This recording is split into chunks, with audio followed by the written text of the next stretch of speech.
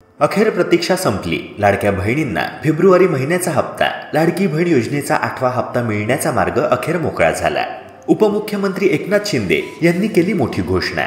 नमस्कार मित्रांनो, लाडकी बहीण योजनेविषयीच्या अत्यंत महत्त्वाच्या अपडेट्स मी तुमच्याकरिता घेऊन आलो आहे।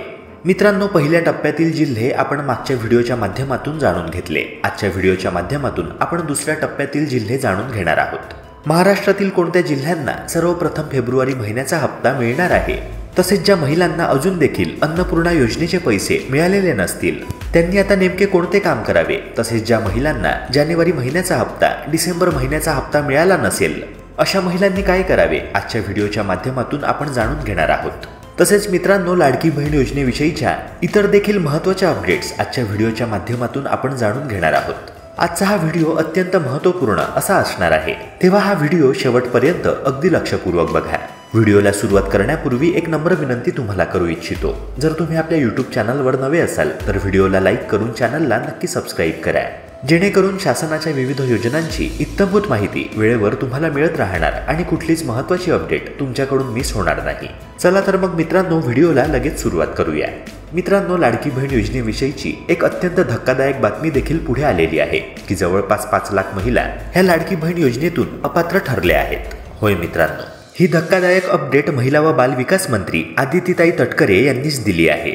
विधानसभा निवडणुकीमध्ये गेम चेंजर ठरणाऱ्या मुख्यमंत्री माझी लाडकी बहीण योजनेच्या 5 लाख लाभार्थी महिला महिन्याभरात अपात्र ठरल्या आहेत आणि ह्या सर्व महिलांना योजनेतून वगळण्यात आले आहे। ह्या योजनेच्या निकषात न बसणाऱ्या लाभार्थ्यांना लगेचच वगळण्याचा निर्णय महायुती सरकारने घेतला आहे। पण मित्रांनो, असे घडले कसे ते देखील जाणून घ्या। मित्रांनो, ह्या 5 लाख महिलांपैकी प्रामुख्याने संजय गांधी निराधार योजनेच्या लाभार्थी असणाऱ्या, वयाची 65 वर्षे पूर्ण केलेल्या आणि कुटुंबातील सदस्यांच्या नावे 4 चाकी म्हणजेच 4 व्हीलर असणाऱ्या महिलांचा समावेश आहे। राज्यातील गरीब आणि गरजू महिलांना आर्थिक मदत व्हावी या उद्देशाने सरकारने लाडकी बहीण योजना सुरू केली होती आणि सध्या ह्या योजनेतील लाभार्थ्यांना 1,500 रुपयांचा हप्ता दरमहा देण्यात येतो। आणि मित्रांनो, ह्या योजनेच्या हप्त्यामध्ये वाढ करणार असल्याचे आश्वासन निवडणुकीच्या दरम्यान देण्यात आले होते। मार्च महिन्यामध्ये राज्याचा अर्थसंकल्प जाहीर केला जाणार आहे आणि त्यावेळी या संदर्भातील घोषणा केली जाईल अशी शक्यता देखील वर्तवण्यात येत आहे। तेव्हा मित्रांनो, लाडक्या बहिणींना एप्रिल महिन्यापासून दरमहा 2100 रुपयांचा हप्ता लाडकी बहीण योजनेद्वारे मिळणार आहे। मात्र सोबतच या हप्ता वाढीमुळे सरकारच्या तिजोरीवर अतिरिक्त भार पडणार आहे। तेव्हा मित्रांनो, मुख्यमंत्री माझी लाडकी बहीण योजनेचे निकष जे सरकारने ठरवून दिलेले आहेत त्या निकषांची आता तंतोतंत अंमलबजावणी केली जाणार आहे। ज्या महिला ह्या निकषामध्ये बसत नाहीत त्यांना लगेचच योजनेच्या लाभापासून वंचित केले जाणार आहे। मित्रांनो, आता आपण महाराष्ट्रातील त्या जिल्ह्यांबाबत जाणून घेऊया ज्यांची निवड दुसऱ्या टप्प्याकरिता करण्यात आली आहे। मित्रांनो, मागील व्हिडिओच्या माध्यमातून आपण जाणून घेतले की पहिल्या टप्प्यामध्ये कोणते 2 प्रादेशिक विभाग निवडण्यात आले आहे। होय मित्रांनो, महाराष्ट्रातील 36 जिल्ह्यांना एकूण 6 प्रादेशिक विभागांमध्ये वर्गीकृत करण्यात आले आहे। त्यापैकी 2 प्रादेशिक विभागांची निवड पहिल्या टप्प्याकरिता करण्यात आली।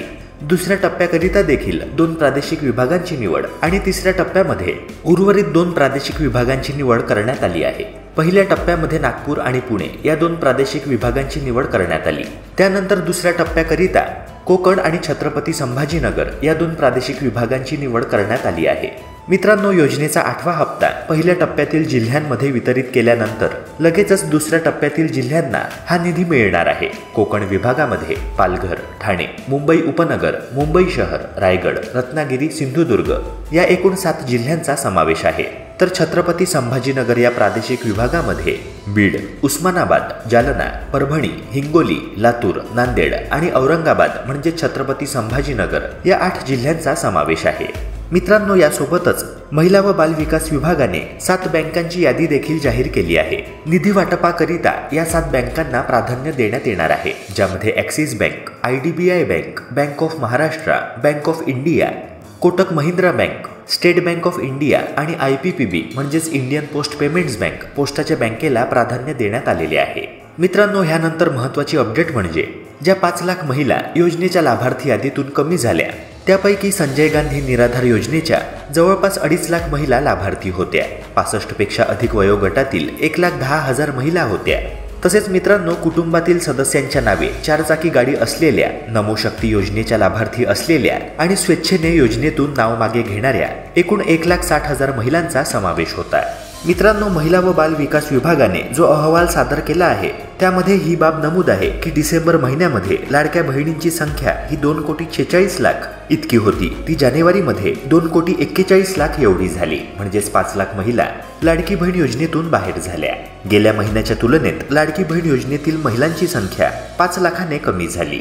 मित्रांनो, ह्या योजनेतून कमी झालेल्या 5 लाख बहिणींपैकी अनेकींचे वय हे 65 वर्षाहून अधिक झाल्याने आता त्यांना योजनेचा लाभ मिळणार नाही. कारण ह्या योजनेची अट स्पष्ट आहे. 21 ते 65 वयोगटातीलच महिलांना दरमहा लाडकी बहीण योजनेचा लाभ मिळणार आहे. ह्या योजनेच्या अटीनुसार 65 वर्षांपर्यंतच योजनेचा लाभ घेता येतो. 2 लाख लाडक्या बहिणी संजय गांधी निराधार योजनेचा लाभ घेत आहेत असे देखील अहवालामध्ये स्पष्ट करण्यात आले आहे. अशा महिलांना देखील लाडकी बहीण योजनेच्या लाभार्थी यादीतून वगळण्याचा निर्णय शासनाने घेतला आहे. मित्रांनो, लाडक्या बहिणींची संख्या 5 लाखाने कमी झाली यावर काँग्रेस नेते विजय वडेट्टीवार यांनी महायुती सरकारवर निशाणा साधला आहे. ते म्हणाले की महायुती सरकारने सुरू केलेल्या मुख्यमंत्री माझी लाडकी बहीण योजनेच्या लाभार्थी महिलांची संख्या ही 2.5 कोटींच्या पुढे गेलेली होती. मात्र विविध निकष लावून, विविध नियम आणि अटी मांडून सरकार हा आकडा कमी करण्याकरिता खूप प्रयत्न करताना दिसत आहे. 2.5 कोटीपर्यंत गेलेला हा आकडा 25 ते 30 लाखावर आणण्याचे प्लॅनिंग त्यांनी सुरू केले आहे. जाहिराती देऊन लाडक्या बहिणींची दिशाभूल करून स्थानिक स्वराज्य संस्थांच्या निवडणुकीत मतदान घेण्याचा हा फंडा आहे असा आरोप देखील विजय वडेट्टीवारांनी केला आहे. पण मित्रांनो, महायुती सरकारचे नेते उदय सामंत यांनी दावा फेटाळून लावत असे म्हटले की सरकारने जे निकष ठरवले आहेत ते फायनल आहेत. माझी लाडकी बहीण योजना जेव्हा जाहीर झाली तेव्हा जे निकष जाहीर करण्यात आले त्यामध्ये असे स्पष्ट सांगण्यात आले होते की जर सदर महिलेला ह्या योजनेचा लाभ घ्यायचा असेल तर त्या महिलेचे वय 21 ते 65 वर्षे या दरम्यान असावे. जर एखाद्या महिलेचे वय हे 65 वर्षांच्या पलीकडे गेले असेल तर ती आपोआपच योजनेतून बाहेर पडेल. योजनेचा तो नियमच आहे. यासाठी महायुती सरकारने कुठलेच वेगळे षडयंत्र रचलेले नाहीये. विरोधकांनी टीका करण्यापूर्वी सत्य परिस्थिती काय आहे याचा अंदाज घ्यावा. सोबतच उदय सामंत असे देखील म्हणाले की घरामध्ये 4 चाकी वाहन असलेल्या महिलांना योजनेचा लाभ मिळणार नाही हा देखील निकष योजना जेव्हा जाहीर झाली होती तेव्हाच सांगण्यात आला होता. यामध्ये आम्ही काही नवीन ऍड केलेले नाहीये. कोणताच नवीन नियम आम्ही लावलेला नाहीये. अनावधानाने किंवा नजर चुकीने ज्या महिला योजनेत समाविष्ट झाल्या असतील त्या देखील आता कमी झालेल्या आहे. अनेक अशा महिलांना कळून चुकले की आपण स्वतः ह्या योजनेच्या निकषांमध्येच बसत नाही. तेव्हा त्यांनी स्वतःहून असे जाहीर केले की आता यापुढे आम्हाला योजनेचा लाभ नको आहे. अनेक महिलांनी तर हे पैसे स्वतःहून परत देखील केले. उदय सामंत म्हणाले की महायुती सरकारचा लाडकी बहीण योजना थांबवण्याचा कुठलाच हेतू नाही हे मी स्पष्ट करतोय.